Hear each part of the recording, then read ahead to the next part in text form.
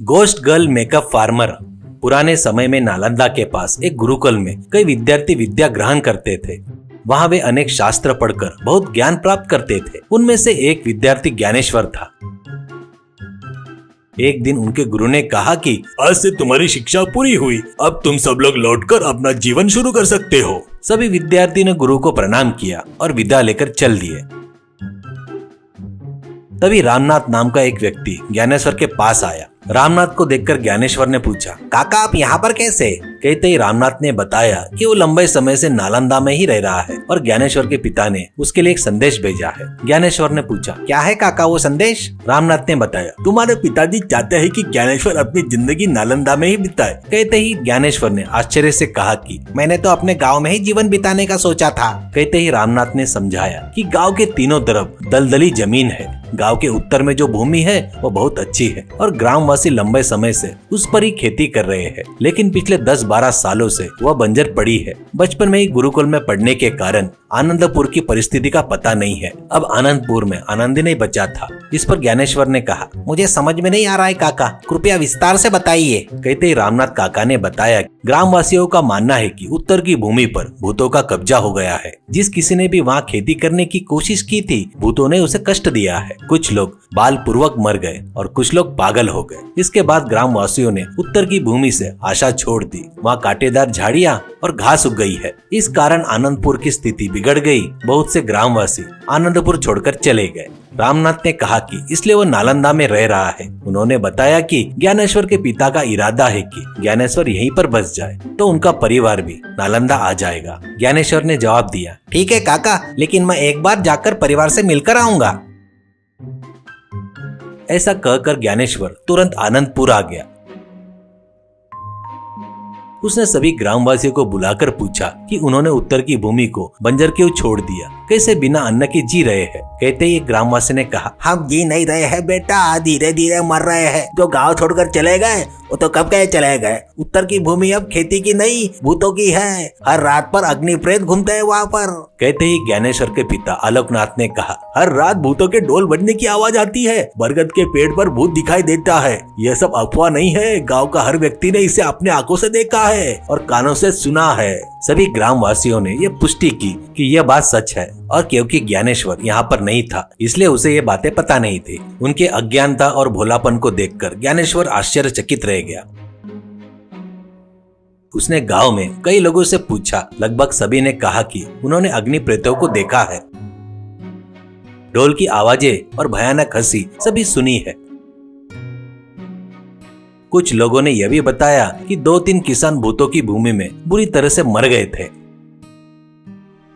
एक रात ज्ञानेश्वर बाहर आया। गली में सन्नाटा था। वह गांव के उत्तर की ओर चल दिया। गांव के अंत में पहुंचते ही उसे भूतों की भूमि में बरगद का पेड़ दिखाई दिया। पेड़ के ऊपरी हिस्से में कुछ सफेद सा हिलता हुआ दिखाई दिया। एक तरफ आग का एक बड़ा गोला उठा और बुझ गया। किसी ने भयानक रूप से हंसा, फिर सब शांत हो गया। ज्ञानेश्वर में गुस्से में उसी क्षण तय कर लिया कि उसे क्या करना है।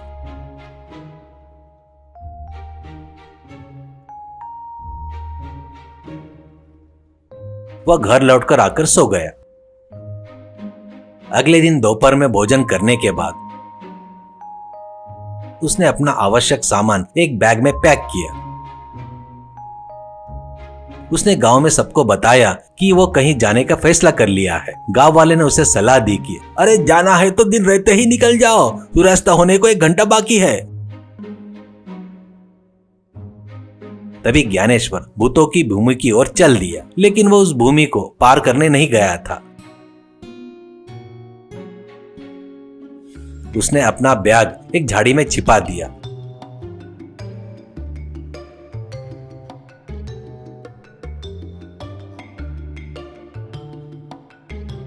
और बरगद के पेड़ के चारों ओर की जगह को ध्यान से देखा। उसका शक सही निकला। उस इलाके में आने जाने के निशान थे और वो इंसान वाले तो नहीं थे।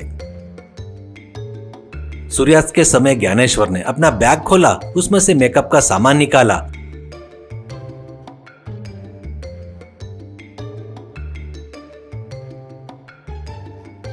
और एक महिला भूत जैसा मेकअप किया। उसने कपड़े बदले, बैग पकड़ा और बरगद के पेड़ पर चढ़कर चौड़ी डाल पर आराम से बैठ गया। जब पूरी तरह अंधेरा हो गया तो उसने अपनी चिकन बिरयानी खाई, पानी पिया और भूतों का इंतजार करने लगा। रात को 2 बजे के बाद कुछ लोग भूतों की तरह भूमि में आए। ऐसा लगा जैसे वो उस जगह को अच्छी तरह से जानते हैं। वे 4-5 से अधिक नहीं थे। उन्होंने एक जगह पर आग जलाई। उस आग में थोड़ा धूप गुगल डाला, वह धुआं बनकर बुझ गया। फिर उन्होंने उस आग पर खाना पकाना शुरू किया। बीच में उनमें से एक ने बड़ा सा डंडा उठाया, उस पर एक सफेद कपड़ा बांधा और उसमें बरगद के पेड़ के पास हिलाकर रख दिया। बीच बीच में कोई सियार की तरह चिल्लाया और एक भयानक रूप से हंसा। इस तरह वो आधी रात बीत जाते तक भूतों का खेल खेल रहे थे। तीसरी पहर में कुछ और लोग आकर उनसे मिल गए। ज्ञानेश्वर ने देखा कि वो कुछ गठरिया लेकर आए थे। उन्होंने आग से एक जलती हुई लकड़ी निकाली, धीरे से बरगद के पेड़ के नीचे आए। वहीं रखी एक बड़ी चट्टान को हटाया और गड्ढा खोदा। कुछ मिट्टी निकालने के बाद ज्ञानेश्वर ने देखा कि नीचे और भी कई गठरिया थी। उन्होंने अपनी लाई हुई गठरियों को उस गड्ढे में रख दिया। फिर ऊपर से चट्टान डालकर चट्टान को वापस उसी जगह पर रख दिया।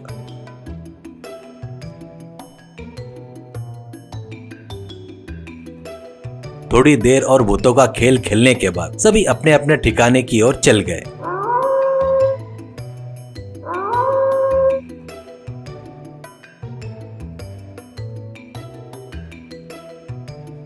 उनके जाने के बाद ज्ञानेश्वर सो गया।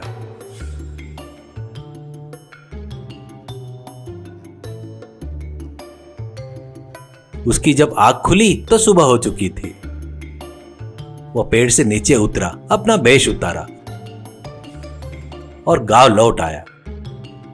गांव वाले ने पूछा, जाने के लिए निकले थे, इतनी जल्दी कैसे लौट आए? कहाँ गए थे? कहते ही ज्ञानेश्वर ने कहा, अरे मैं कहाँ जाता, मैं तो रात भर भूतों की भूमि में था, भूतों के साथ समय बिताया है। कहते ही ग्रामवासी ने पूछा, भूतों ने तुम्हें जिंदा छोड़ दिया? कहते ही ज्ञानेश्वर ने कहा, अरे वो हमारे जैसे ही इंसान है, अगर हम सब मिलकर कोशिश करेंगे तो उनको हमसे ही खतरा हो सकता है। मैं तुम्हें एक चित्र दिखाता हूँ, मेरे साथ आओ। कहते ही यह जानकर वह उन भूतों की भूमि में बुला रहा है। कई लोग डर गए।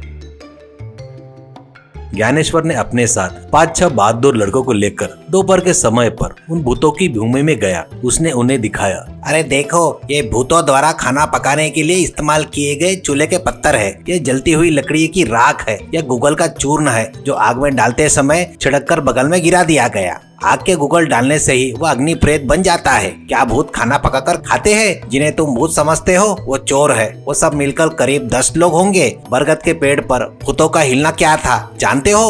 उन्होंने एक बड़े डंडे पर कपड़ा बांधकर हिलाया था। मैं रात भर इस बरगद के पेड़ पर बैठकर उनके सारे खेल देख रहा था। मेरा अनुमान है कि वो सरहद के उस पार जंगल में रहते हैं और रात में चोरी करते हैं और चोरी का माल इस बरगद के पेड़ के पास इस चट्टान के नीचे दबा देते हैं। हटाओ इस चट्टान को, किनारे करो। कहते ही सब मिलकर जोर लगाया। वो चट्टान हट गई।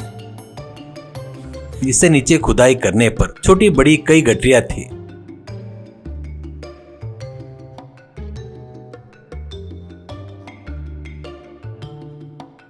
वो सब मिलकर उन गठरियों को गांव में ले आए। गांववासी इकट्ठा हुए। ज्ञानेश्वर ने उन्हें सब कुछ बताया। उसकी बातों पर सबने विश्वास कर लिया। इन चोरों को जिन्होंने 12 साल से अपने गांव को बर्बाद किया, इन्हें कठोर दंड मिलना चाहिए। और उन्होंने तय किया कि इन लोगों को पकड़कर पड़ोस के राजा को सौंप देंगे। जो चोरी का माल मिला है उसे राजा को दे देंगे और जो भी इनाम मिलेगा उसे स्वीकार करेंगे। इसके बाद हम सब मिलकर उत्तर की भूमि पर खेती करेंगे। उसी रात तीसरे पहर चोर बरगद के पेड़ के नीचे चट्टान हटाकर मिट्टी खोदने आए।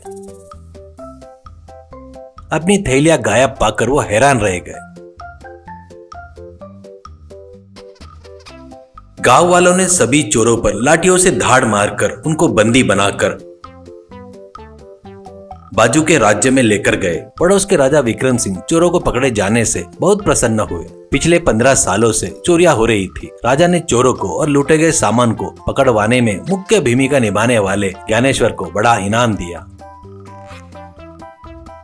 आनंदपुर के गांव को भी बहुत सारा अनाज इनाम में मिला।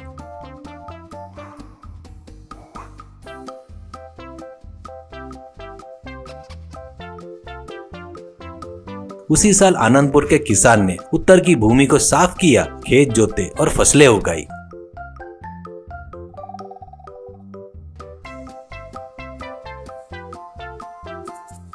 इसके बाद आनंदपुर की गरीबी धीरे धीरे दूर हो गई और सब लोग वहां पर खुशी से रहने लगे।